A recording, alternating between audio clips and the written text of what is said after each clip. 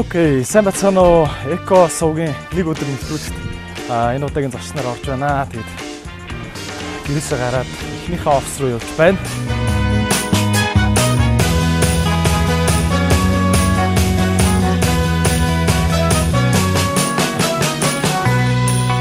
Үүдэн дээр камертай авах чайгуу сүртэй байт юм байна. Сажуутлын хүмүүсээс жоох хичээж шүү дээ. Өнөөдөр би хоёр офисоор орж ажиллана. Эхний маань орох офис бол Colpro компани офис байгаа. Төв шуудангийн Монголын цахилгаан холбооны байшин яг хажууталд байгаа. Энэ компани маань болохоор харилцаа холбооны 5 дахь жилдээ үйл ажиллагаагаа явуулж байгаа.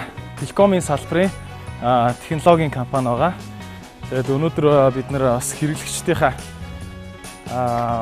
хүсэлтүүд дээр суйрлаад ямар төрлийн шинэ бүтээгдэхүүнүүдийг яаж хийж сайжруулж болох үеийн талаар бас ярилцсан. Мөн удахгүй гарах гэж байгаа зар сурталчилгааныхаа компанид ажлын талаар бас жоох ярилцах байгаа. Тэгээд офис маань ойрхон болохоор ер нь бол би өдөр болгон алхаа явчихдаг.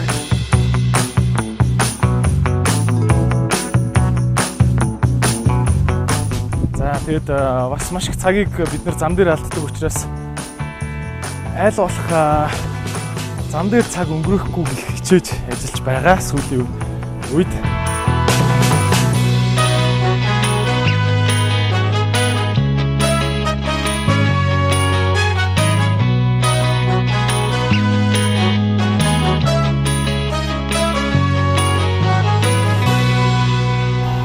Лифтэн дээр өнөөдөр харин очрог гоё байх шиг байна. Лифтэн дээр нэлээд очрлно.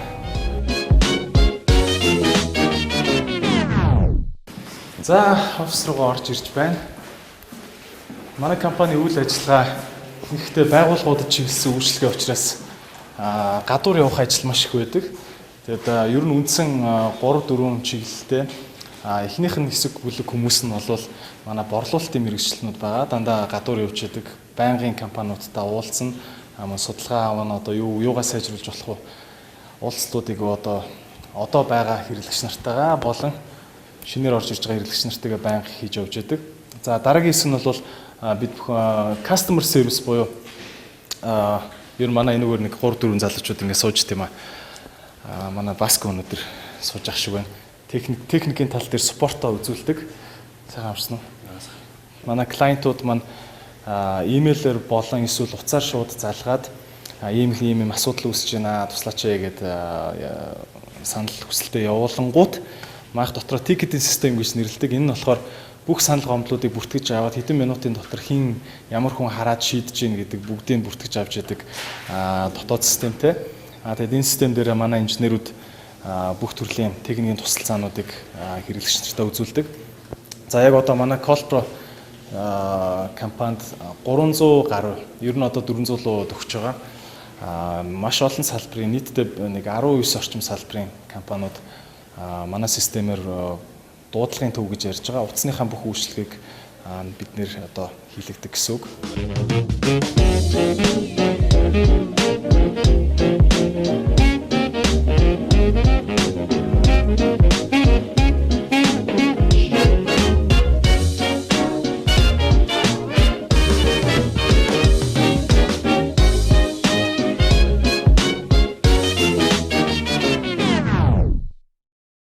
Ер нь компани байгуулах санаанууд их олон янзаар төрдөг те. Зарим хүмүүс нь яг өөрийнхөө асар дуртай юмнаас санаагаа авдаг. Зарим хүмүүс нь яг ажиллаж исэн мэрэгчлэлээр маш гүн судлаад тэндээс санаагаа авдаг те. Манай компани анх санаа бол хоёр дахь төрлийн санаа. Манай хоёр хамтрагч маань харилцаа холбооны салбарт хоёулаа 10 гаруй жил ажилласан мундаг харилцаа холбооны инженер залуучууд. Тэгээд ер нь яг нэг салбар дээр удаан ажиллаад байхаар энэ салбар дээр хамгийн болохгүй юмнууд нь юу вэ гэдгийг маш сайн анзаараад эхэлдэг. Тэгээд энэ асуудал шийдэгдэхгүй удаан хугацаанд яваад байхаар за энэ сайн бизнес санаа болж магадгүй юм байна гэдэг зам руугаа ордог тийм. За тэр утгаараа бид бүхэн бас харсан л та ер нь маш олон бизнесүүд customer service гэж яриад байгаа энэ хэрэглэгчтэй бөөцөлөх халамжлах гэдэг асуудал дээр маш одоо төвөгцтэй хөгжиж эхэлж байгаа. Өмнө нь бол аль болох борлуулах маркетинг хийгээд ингээ зарах гэж ярьдаг байсан бол одоо байгаа таньдсан хэрэглэгч нараа бөөцөлөх тэднийг одоо мэдээлэлээр хангах, үйлчлэх байнгын холбоотой байх гэдэг ийм ойлголтууд их хөгжиж байгаа. Энэтэй холбоотой Монголд одоо имэйл, сошиал медиа гэхээс илүү хамгийн өргөн хэрэглэдэг харилцаа холбооны одоо арга зам нь утас байгаа. За тийм учраас байгууллага зөндөө олон хүмүүс хоорондоо яаж холбогдох юм бэ? Энэ тал дээр асуудал ихтэй байна гэдэг үүднээсээ анх энэ бизнесийг хийж эхэлсэн.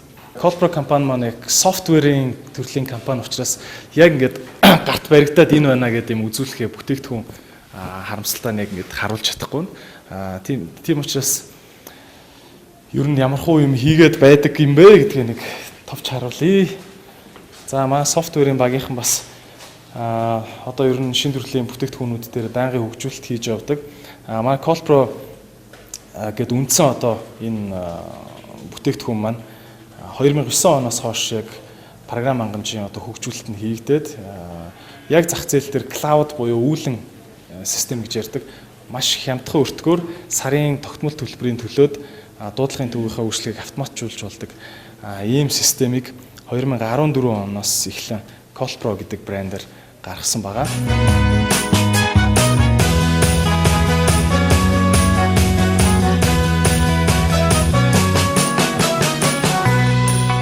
Технологийн компаниудын нэг асуудал тийм байдаг л та. Ойрын хэдэн жил яах бол гэдээ асуудаг тий.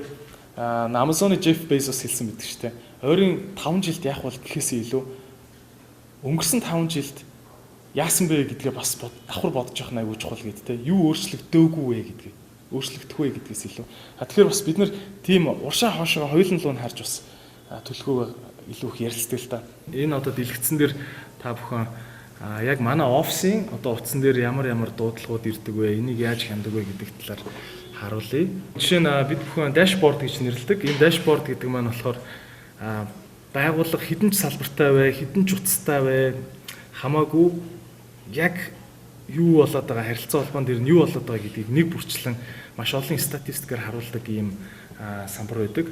За жишээ нь одоо манад өнөөдөр 62 дуудлага орж ирсэн байна. Бид нэр 10-ыг нь яг цагтаа авч амжаагүй алдсан байна. Гэхдээ бид бүхэн ямар дугаараас хин залгасныг мэдж байгаа. Мөн аль утсан дээр бид нар дуудлага алдснаа мэдж байгаа учраас хариуцсан хүмүүс нь буцаад залгах ёстой. Ихэнх компаниуд бол манай үйлчлүүлэгч компаниуд бол үйлчлэгээнийхээ стандартад заавал хэдэн минутын дотор эсвэл өглөөний хэдэн цагаас өмнө ч юм уу алдсан бүх дуудлага руугаа буцааж залгах ёстой гэх мэтийн стандартуудыг шингээж өгсөн байдаг. Тэгээд энэ технологи маань туслаад явдаг гэсэн үг. Ойрын жилүүдэд бидний бас нэг боцоо тавьж байгаа юм нь бол яг энэ уцаар ярих гэдэг зүйл бол алга болохгүй. Энэ дээр өөр юу хийж болох вэ гэдэг дээр илүү хугаж ажиллаж байгаа. Ялангуяа байгууллага олон тооны хүмүүстэй харьцахад ямар асуудал үүсдэг вэ? Энэ дээр илүү гүн одоо судалж ажиллана гэсэн үг. Маш олон технологийн компаниудын хувьд бол яг үүндээ жоохон уйдгартай сэдв гэж яригдчих магадгүй. Одоо хүн болгоно л хиймэл оюун ухаан, хүн болгоно л интернетийн бүх юмыг интернеттэй холбоолоо, IoT энэ төр гэж ярьж байна те. Яг нэг утсыг илүү хүмүүс технологийн хувьд цааш нь хөгжүүлэх шаардлагагүй ингээд болцсон зүйл гэж хараад байдаг. Манай компанийн хувьд бол тэгж боддгоо. Бас нэг хөөрхөн Shark Tank-тай дотроо манай Shark-нууд хаана нэгтэй байд юм ба. Ганц Shark байгаа. Тэгэд манай Shark Tank хаяа харж тэгэд нэгэн гоо урам авдаг. Тэгэд баган програм хангамж яриад ахаар жоохон өөдөртэй байж магадгүй. Гэхдээ ер нь манайх ер нь ямархуу байдаг вэ гэхээр манай брошюр нэг иймэрхүү бид бүхэн компаниудад Colpro яг юу хийдэг вэ гэдгийг танилцуулна. Ер нь бол манай борлуулалтын уулзалт баг нэг хамгийн багтаа нэг 40 орчим минут болдог. Тийм учраас бид нар харилцагч компаниуд дээр төрүүлж цаг товлоод дараа нь манай борлуулалтын мэргэжлэнүүд маань очоод системээ танилцуулаад мөн энэ систем маань яг зөвхөн нэг компанид яг нэг янзаар байдаггүй компани болгонд зориулагдсан өөрсдийн гэсэн хэрэгцээг нь хангах хэмжээнд уяатай ажилладаг учраас бид нар юу хийж чаддаг вэ гэдгээ ингээд дэлгэрэнгүй нэг нэгээр нь тайлбарлаж ярьдаг.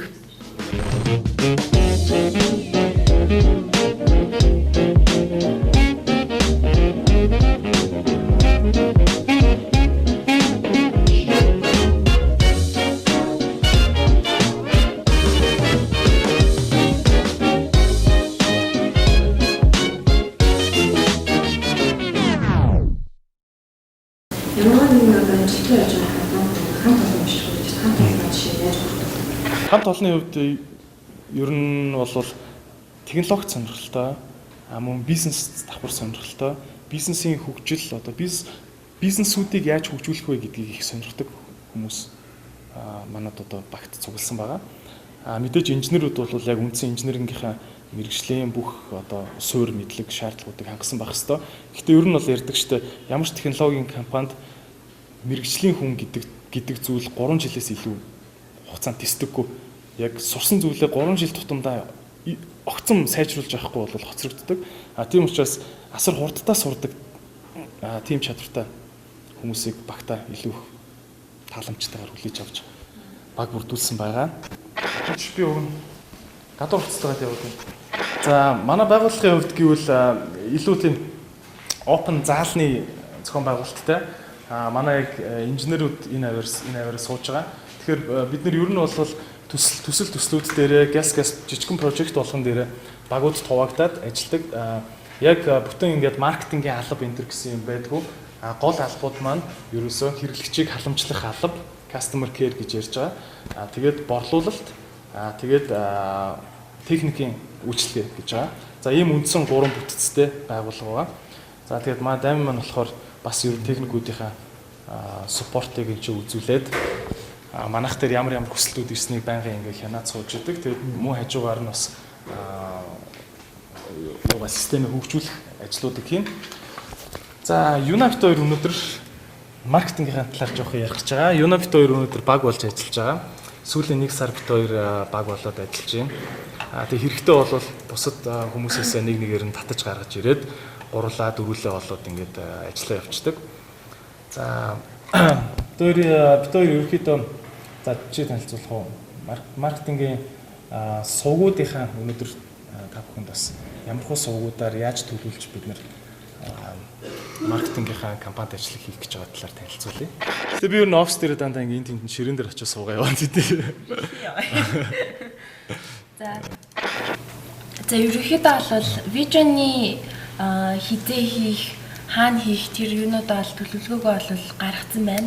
Хийхин тоглохуудын одоо 2 хоногийн дараа шууд бичлэгэндээ ороод явчихна. Тэгээд бичлэг хийгдснээс 3 хоногийн дотор бэлэн болчих байх. Цацагдах сувгуудтайгаа ерөнхийдөө бол ярьсан. 8 сартаас телевизүүд нэлийн амралттай байд юм байна. Тэгээд ерөнхийдөө бол төлөвлөгөөнүүдээ гаргацсан. Одоо миний зүгээс чинь яриад тодорхой болох юмнууд чи юу байгаа лээ?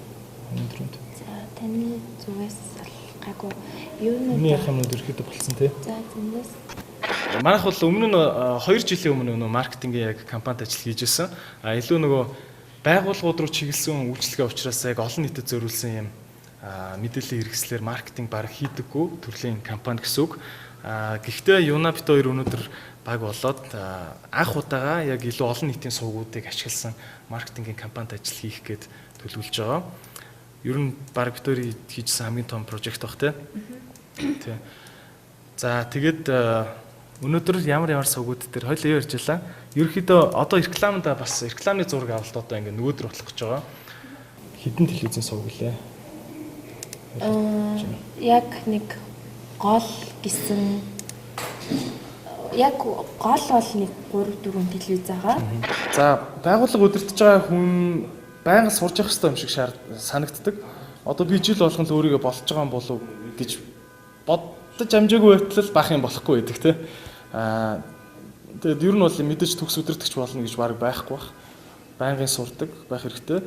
Гэхдээ танаа баг чиний алсын хараа нэг байж чадаад яг хиймээр байгаа юм чинь одоо гүн ойлголцолтой байж чадах юм бол наан байгаа одоо би нэгэ буруу ойлгосон одоо удирдлагын зүгээс алдаа гаргасан тиймэрхүү зүйлүүд бол ингээл засагтаар явждаг гэж боддог л доо.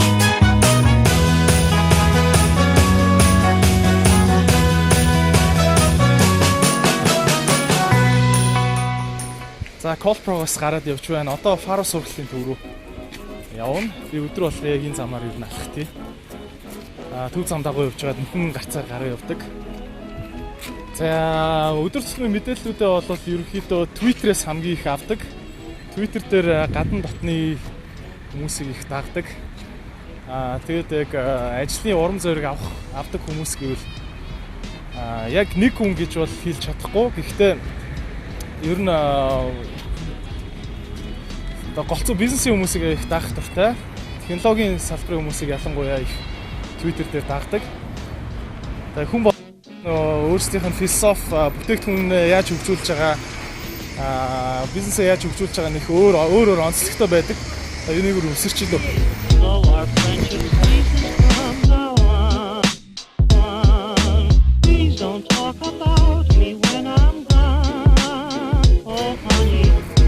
Зя Улаанбаатар хот маань тэгээд өнөөдөр айгуу гоё нарлах сайхан баг шиг байна. Миний зам дээр хамгийн их удаан зогсоолгодог гэрлэн гарц дээр ирж байна. Цэцэг төвийн гарцсан дээр заашгүй яг Ацтаа таараа шууд ноон гэрлэр гарахаар болчлоо. Яг ийм тохиолдол болохоор их баярлалтай шүү.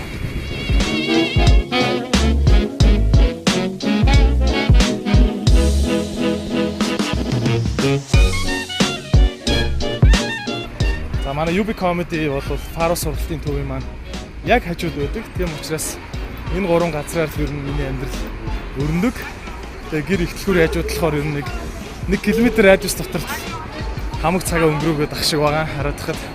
За. Яг 10 жилийн өмнө бодоо өөрийгөө хэсэгүүд одоо яг ингээд 10 жилийн дараа яг өнөөдөр байрсан ирсэн эцээр юу нэгсэн гэсэн. 10 жилийн сургуульд байхдаа би нэг тийм амар онц байгаагүй.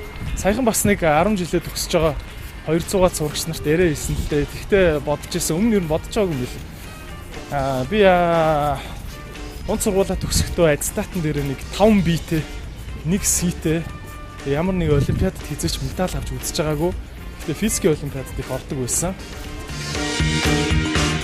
Наша.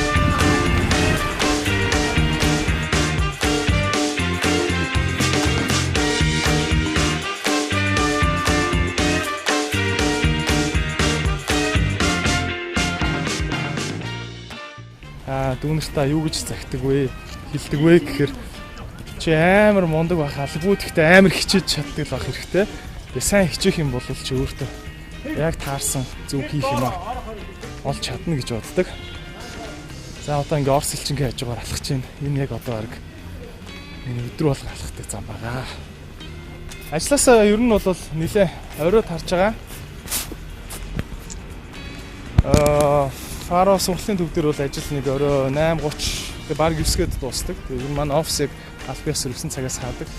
Тэгээ яг 9:00-д манай UB Comedy-ийн шоунууд эхэлдэг. Тэгэхээр би яг хуваар дээр нөгөө өдрөө ажлаа тараад шууд комеди руу орчоод тэгээ нэг орой 11 гэвэл одоо ажлын маань өдөр дуустдаг гэхүү.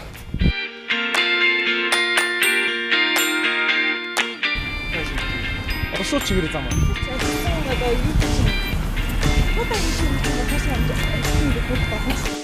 Янз бүрийн бизнесийн артикл ч юм уу зөвлөгөөнүүдийг уншаад хахад битгий шантар гэдэг үг маш их байдаг л та. Гэхдээ энэ үг нэх тэгж анх уншиж байгаад нэг хүнд наалддаггүй.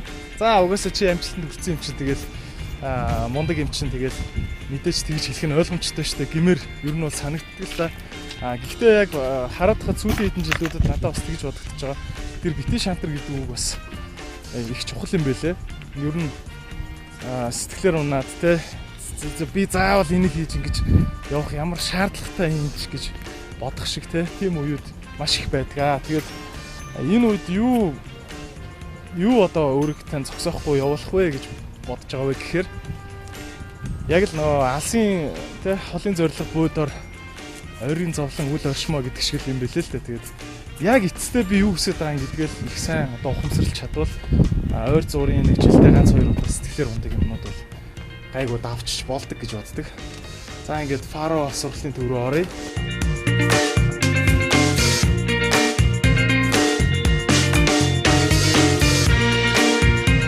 За манай яг дээдлийн давхарт UB Comedy компани офис үүдэг. За энэ компани бол Батагийн 100% эзэмшлийн компани.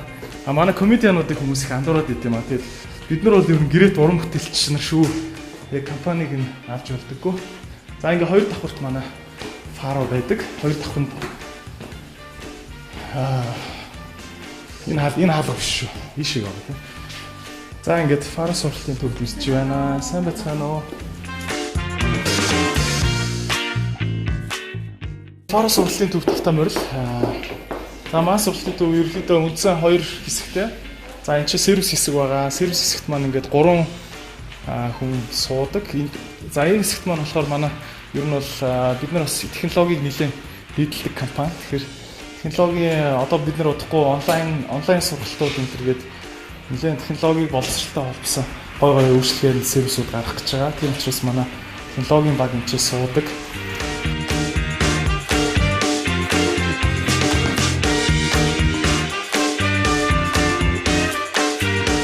За ер нь би бол фара сургалтын төвдөө манай одоо бизнесийн партнер гүйцэтгэх захирлын албан тушаалаа хийж байгаа. Миний хувьд бол үг цээжлэх хөтөлбөр гэдэг хөтөлбөрийн багшаар ажиллаж байгаа. За манай багш нар ингээд бүгдээрээ зүсгэлүүдээ энэ чи зүвчдэг. Тэгээд орж ирээд ажилдаа орсон бол заавал зүйлдээ зүүх ёстой. Бишиг орог уншуулах ёстой. За манай багш нарын өөрөө энэ ч байна.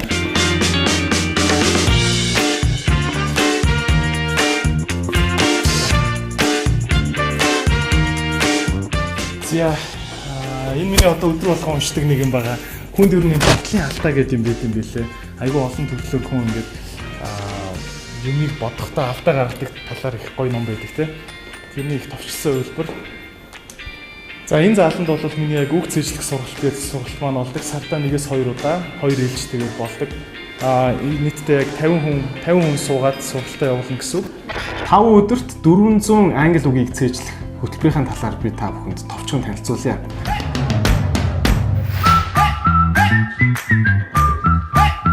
Англи хэлний дуудлагын тал дээр хүмүүс их санаа зовоод байт юм а. Би тэгтээ дуудлага дээр тийм их санаа зовдгоо.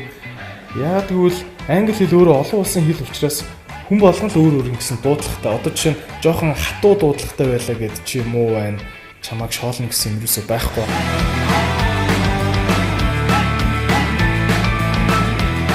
Тухайн нутаг нутгийн акцент хүнд байх нь уг нь бол зүг байхгүй. Хамгийн гол нь хүнд ойлгомжтой, үгээ айгуу гоё салгаад зөв хэлдэг, үгийнхээ өргөлтүүдийг зөв газар өргөдөг байхад Монгол тэг заавал энэ Америк акценттай байх бол албагүй.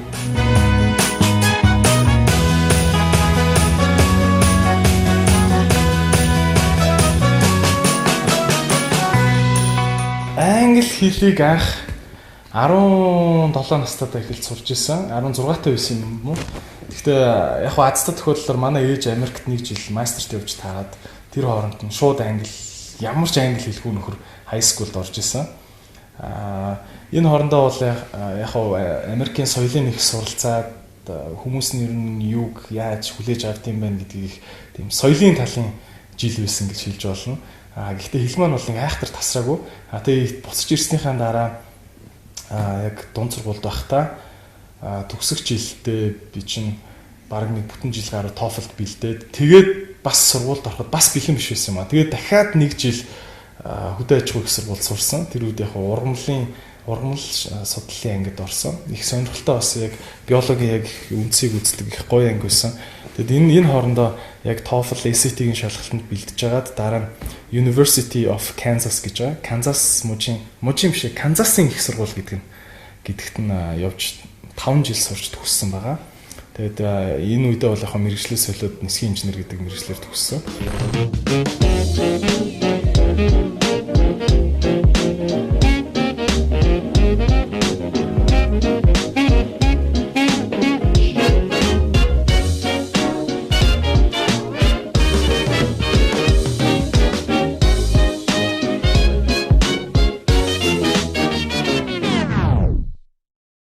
Тоочны цаг ирэх юм бол за өглөө 9:30 гэж гэрээсээ гарлаа. Колпро дээр ер нь үдээс өмнөх цагаа илүү зарцуулахыг боддог. Тэгээд 1 юм уу 2 цаг гээд колпрогоос гарна. Энэ хоорондоо яг багаар ажиллах гол ажлуудаа яриад өөрийнхөө яг оруулж чадах одоо хувь нэмрүүдийг gas оруулаад фокустай аль болох хурдтай ажиллахыг боддог. Өглөөний цаг ерөнхийдөө жоохон тиймэрхүү стилтэй. Фаро дээр болохоор үйл ажиллагаа яг орой идэвхждэг. Манайх ялангуяа нэг 1:30-аас хоошоо илүү өндөр идэвхжлэлтэй байдаг учраас 1:30 2 энтергийн ирэхэд яг болдог. Энд чинь бол ер нь тэгэл яг 1:30-аас 9 хүртэл фаро дээр байна гэсэн үг. За юун дээр UB comedy дээр бол яг миний stage time буюу яг тайзан дээр гардаг цаг нэг өсрээд 20 минут л байдаг. Тэгээд 7 хоногт манайх 4 удаа шоутай гэхээр би нэг 3 удаад нь гардаг их хвчлэн. Гэхдээ энэ сараас эхлээд ер нь сартаа нэг л гардаг стил рүүгээ бол орж байгаа. Жокнууд дээр чи одоо нэг юм баадаг шүү дээ. Чи яг хаана пауз авах уу? Яг хүмүүстэйгээ mutual юмнууд юу байна? Тэ панчлайнууд ч гоё араасаа орж ирэх хэвээр.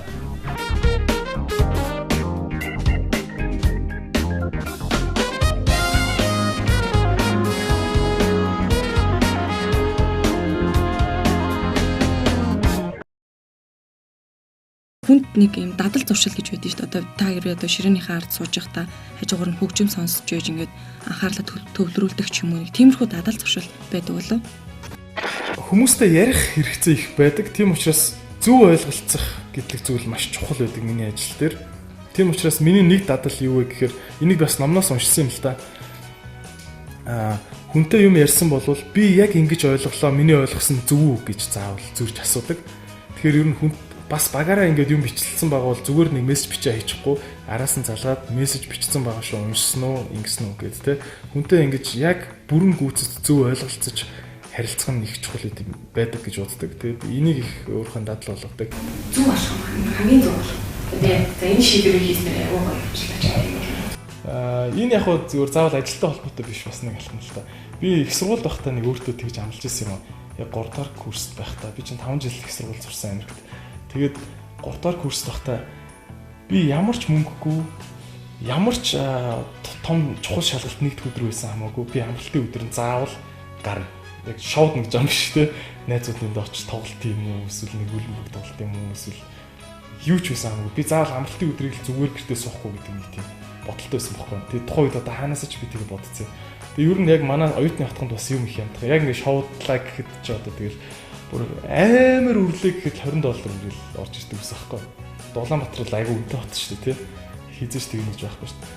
За тэгээд яа одоо ингээ эргээ бодоод тахад тухайн үед яг ингээ миний кармаас ингээ $5-10 ингээ оюутны мөнгө ч бас хэцүү шүү дээ. Гарч исэн ч гэсэн эргээд бодоход тэр болгон айгүй тийм үнэтэй бас дурсамжуудыг надад ингээ үлдээж өгсөн юм байна гэж бодож байгаа байхгүй. Тий. Одоо манай би саяхан бас сургуулийн жил гарны өмнө нөө сургуулийн кампус дээр ирж очсон л та. Тэгэхэд тэнд Buffalo Wild Wing гэдэг ингээд аягүй гоё ийм дахианы далавч аягүй гоё шаарддаг тийм соусаараа асар алдартай тийм газар үүдээ. Тэг яг тэр ресторан бас спорт бар маягийн. Тэгээд аягүй олон ийм саксны тэмцээн бүгдээрээ үзэл ойрлолтой бол тийм их гоё мөчүүдийг өнгөрүүлж исэн. Тэгэл нийтгэтэн шалгалтаа мөртлөөл бүтэн сайны өрөө ингээд саксны тэмцээн үзэл коллежийн бага дэмжээл ойрлолтжээдэг байсан тийм. Тэгээд тэнд үрсэн ингээд нэг $5 $10 яг ингээд одоо бодоход хизээч ахиж олдохгүй тийм гоё турсамж байгаа байхгүй. Хүнд нөгөө нэг амьдралдаа ганц л удаа би энийг нэг хийгээд үзчихсэн. Одоо энд нэг очиод үзчихсэн ч гэдэг юм нэг тийм хүсэл байгаад байдаг ш. Таны хувьд яг тийм хүсэл тийм ганц л удаа тэгчих юмсан гэдэг хүсэл зөндөө байгаа шүү дээ тийм. Би нөгөө юунд очихыг хүсдэг. Орсын маскоттой ойрхон байдаг тэр сансрын төв төр би нөгөө хинний гүр архичаагаан нэвтрүүлэг дээр харж байсан байхгүй. 100 нэрэхэнд орж исэн. Яг тэр сансрын төв дээр нь очиод тэр хөлбүүдийг нь л очиж үзмээр сан, техникүүдийг нь очиж үзмээр санагдаад байна шүү дээ. Өөрөөр хэлбэл хамгийн сүүлд уншсан юм уу? Ямар дурчлаа юм. За би хамгийн сүүлд тэр Google-ийн хүний нөөцийн мэргэжилтний бичсэн нэг ном байсан юм аа. Тэрийг уншсан. Яг одоо хүний нөөцийн одоо том компаниудын хүний нөөцийн бодлого одоо энийг яаж авч явдаг талаар тийм. Гэхдээ энэ номыг одоо арай дуусгаагүй байгаа. Яг аялалд явж уншиж байгаа дундаас нь өргөцсөн байгаа. Тэр их сонирхолтой санагдчихсан. Ер нь тэгээд уншдаг номнууд маань дандаа л нэг тийм бизнесийн эсвэл нэг менежмент талын номнууд болцсон байгаа даа сүултээ. Гэхдээ тэгээд цаг үеийн өөрчлөлтөөр өөр ном унших байлгүй. Ном уншихаар одоо тарих асар олон үйлчлэлийг зэрэг хийдэг. Тэгээд тэрүүгээр их давуу талтай бас хүнд илүү хүчтэй сэтгэл одоо хүчтэй байдлаар мэдээлэл өгч чаддаг тийм. Хүнээр өөрөөр юм бодуулдаг. Тийм учраас номны хүч бол маш их гэж боддог. Залуучууд харин маш их ном уншдаг болсон юм шиг надад санагдаад байгаа сүлээд. За одоогийн залуучуудын хувьд бол мэдээж ингээд шүүмжлэлтэй хандмаар байгаа, ингээд хэлмээр байгаа юм зөндөл байгаа шүү дээ тийм. Гэхдээ би одоо шүүмжлэх гэж хийн гэж боддог нэгдүгürt. Илүү одоо цаашдаа яах юм бэ? Одоо юугаа өөрчлөх юм бэ гэдэг тал дээр илүү анхаарлаа хандуулвал зүгээр юм болов уу гэж бодож байгаа. За нэг 2-3 юмыг би яг сурагч нартай айгүйх ярьд юм аа. Эхнийх нь бол хүнд юм ингээд амархан зүг зүгээр олдож болно гэдэг бодлоос айл болох хол байгаа ч. Одоо ер нь тэгдэгчтэй нэг хин нөө Жак Ма хэлсэн билээ шүү дээ. Хүмүүс ингээд амьдралын дорой байгаад ахаараа дандаа бусдыг буруутгадаг төрлийн хүмүүс ихэнхтэй байдаг тий. Тэгэхээр ер нь бол хамаг юм чинь л одоо миний л буруу биш, бусдын л буруу, миний буруу биш, энэ төр засгийн л буруу, миний буруу биш, нийгмийн буруу гэд ингэ бодоод эхлэхээр л хамаг асуудал тэндээс үүсдэг юм болоо. Мөн юмыг хүн олж авахдаа заавал амархан байх ёстой гэдэг бодол ерөөсөө байж болохгүй. Хэцүү багцмаа баг илүү амттай байж магадгүй. Тэгэхээр чи их мэдлэгийг өөртөө шингээх гэж байгаа, их юмыг олж авах гэж байгаа бол зөрөөд үг авахын ухаанаар зөрөөд өөрөөсөө золиосоо гаргаж чаддаг байх хэрэгтэй л гэж бодод байгаа.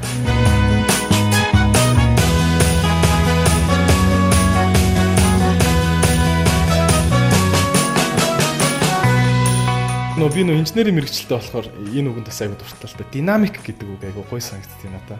Юм хөдөлгөөнтэй тий. Хөдөлгөөнтэй. Ер нь тэгээд хүнийг би бас амьдрал нь илүү тийм динамик байхаараа гоё юм болов уу гэж боддог. Байнгын өөрчлөлттэй. Одоо жишээ нь хизэж би одоо шивээс хэлхийг хүсэхгүй. Яагаад тэгэхээр одоо надад тэр шивээс амар гоё харагдчих болно. Гэхдээ амьдрал чинь динамик юм чинь магадгүй маргааш надад таалагдах болж байгаа байхгүй тий. Яг тэрнтэй адилхан одоо ингээд өөрийгөө хөгжүүлэх цаашдаа одоо бусдтайгаа ямар харилцаатай яаж одоо нийгэмдээ одоо оролцоотой байх юм энэ бүх юм ингээд байнгын ингээд хувьсалттай өөрчлөлттэй байх юм болов уу гэж хардаг.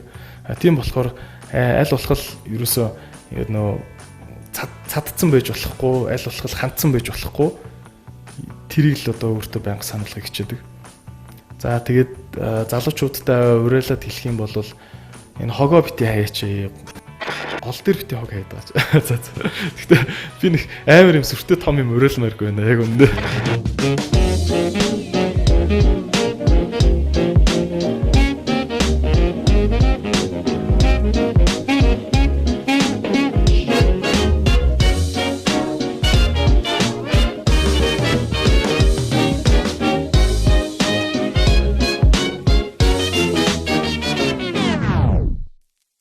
Фаругаас гараад одоо UB comedy руу орж байна. Угаасаа яг хант орчийн өргөөний хант орчийн өргөө гэдэг байгаа тий. Баруун зүүн талд нь байдаг. За Сант Асар зочдууд дотор байдаг UB comedy club. Миний орд 7 хоногт 2-3 удаа очдог газар байгаа. За анх гарааны бизнес гэдэг нэвтрүүлэг бас хийжсэн 2013 онд хийжлээ. Манай Око стартап Монгол төрийн бус байгууллагын үүсгэн байгуулагч Око тэр хамтарч хийжсэн.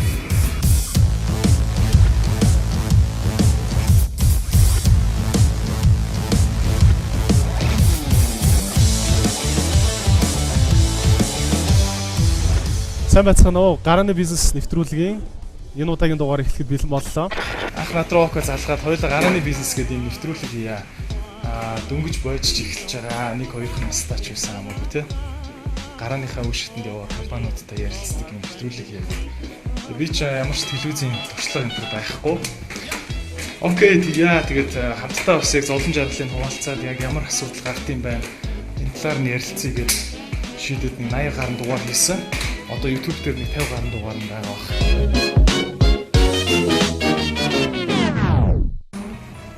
За манай UB Comedy Club ер нь бол өдрийн цагаар хаалттай байгаа яг орой 9-с. Comedy Club-ийн талаар бас нэг ганц хоёр юм танилцуулчмаар нь хүмүүс бас мэддэггүй байх. Энэ маань болохоор Монголын хамгийн анхны 100% одоо комедид зориулагдсан клуб байгаа. Нийт 200 хүний суудалтай. Бүх захиалгууд нь одоо онлайнаар хийгдэж байна. UB Comedy цэг имэн дээрээс шууд захиалга авдаг. 7 хоногт 4 удаа шоу болдог. Сант Асар гээд зочдуудлын 2 давхарт байрлаж байна. Би энэ балкон дээрээс нь гаргаж харуулвал арай боломжтой бах тий. За ер нь байрлалын хувьд гэвэл яг энэ чинь 1-р сургууль тэнд байна. Ийшээ ингээ Twin Tower. Энд ч Орос элчин байгаа. Өөрөөр хэлбэл хүнсний 50-р дэлгүүрийн яг замын эсрэг талд урд гэсэн үг. За хүмүүс ингээ гадаанаас сайхан сууж байгаа орой 9 гээд яг комедигоо орж үздэг. Ер нь UB Comedy-гийн шоунууд яг цагтаа эхлэхээр их алдартай. Яг 9:00-д эхэлдэг. Ер нь хизээч хосрч эхэлж үзэж байгаагүй дээ.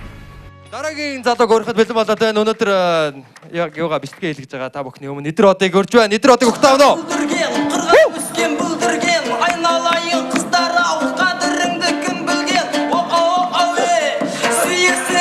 Sorry, дууны сонголцоо гэж юм байна. Ойлтоо өстэй. Та нар гэхдээ мэдгүй дөө явчлаа тий. Өөр чи бий юу вэ гэж хэлээ? Охтод туслаа. Амар шүү тий. Монгол охтодын бүр нэг цаансан цусны нэг юм амар юм байна тий. Гэхдээ маа монгол охтод амар уртөлтөө тий. Instagram дээр тэгээд гэр бүлийн хувьд гэвэл яг уу тэр чинь тэгээд одоо баабургоо битсэн байсан биз дээ тий. Биологийн процессыг төлөвлөлөөд явах хэрэгтэй гэдэг шиг. Тэрэндээ тэн дээр бол нэг амар гэж төлөвлөгөө мөлгөө сүртэй юм болтгоо. Би тэгээд сүүлдээ тэсгэл алуу юмаа идийгээд нэг хооронд би ч уг нь гайгүй тогтоод томоотой юм шүү дээ. Яг нөгөө сторийн дээр нэг ингээд галдаг гаш гарч байгаа юм.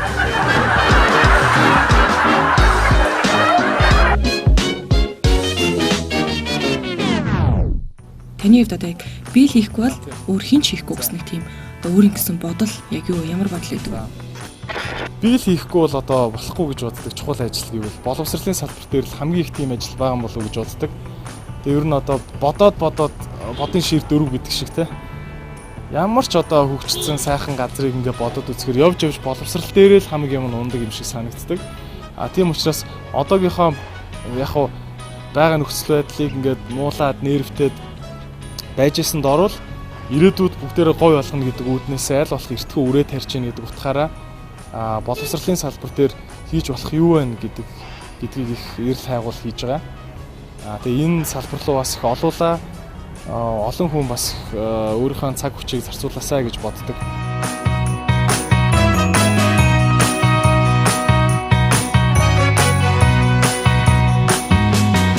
Ер нь ямар хуу юм хийгээд байдаг юм бэ гэдгийг нэг товч харуулъя.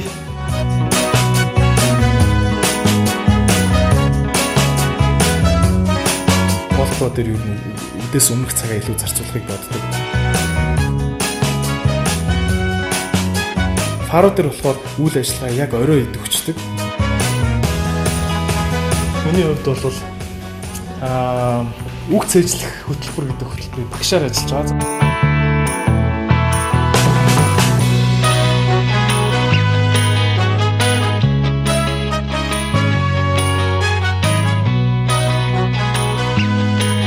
Манай үеийнхний зовлон нэг тийм бай тээ. Юун ч тодорхой биш гэдэг нэг зовлонтой тээ. За миний ажлын өдөр иймэрхүү байдалтай өрнөд өндөрлөдөг байгаа. Хамгийн сүүлд нь UB Comedy-ийн тайзан дээр гараад хүнд инээл бэлгэлэх дуртай. Энэ бол миний хамгийн дуртай хобби. За ингээд хамт байсан та бүхэндээ баярлалаа. Миний өдөр ийм болтгоо.